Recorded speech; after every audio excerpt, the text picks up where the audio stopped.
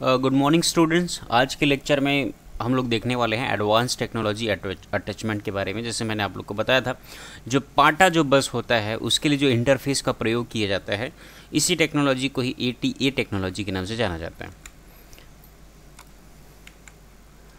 ATA stands for advance technology attachment. इसका जो full form होता है ATA का, वो होता है advance technology attachment. ATA is the older name of पाटा। देखिए, जो पाटा जो है ना, उसी का पुराना नाम ATA है। ATA is renamed parallel ATA, है ना। ATA को ही हम लोग पैरेलल ATA के नाम से जानते हैं। When new serial ATA was introduce, जैसे ही साटा को इंट्रोड्यूस किया गया इस टेक्नोलॉजी को, उसके नाम से ATA को पाटा के नाम से जाना जाने लग गया।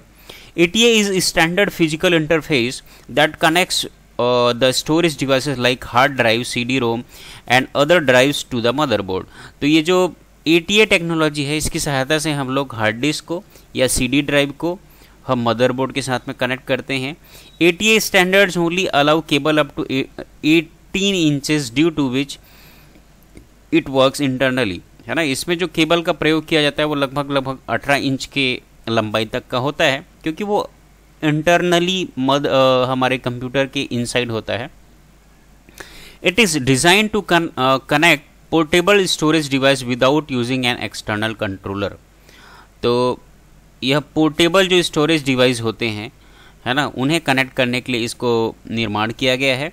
ATA is the most common and low cost interface that provides a reliable speed.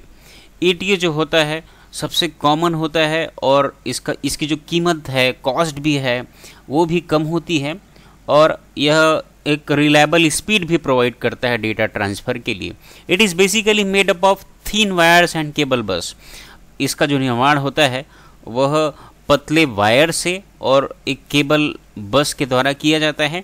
It is also known as integrated device electronic. इसे IDE के नाम से भी जाना जाता है। The ATA standards are backward compatible. तो यह क्योंकि ओल्डर टेक्नोलॉजी है ना, तो बैकवर्ड कंपेटिबल है।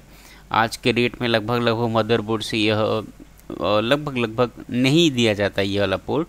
It means each newer version of ATA और new ATA drives can be used with older ATA interfaces. मतलब जो अगर मान के चलिए आपके पास ATA सॉकेट है मदरबोर्ड में, तो आपको किसी भी वर्जन का आप ATA ड्राइव लाइए, आप उसे उसमें कनेक्ट कर सकते हैं। आप देख सकते हैं ये साटा बस है और यह पाटा बस है। इसमें जो टेक्नोलॉजी का प्रयोग किया जाता है वही है ATA, है ना, जिसका नाम जो है बाद में पाटा रख दिया गया।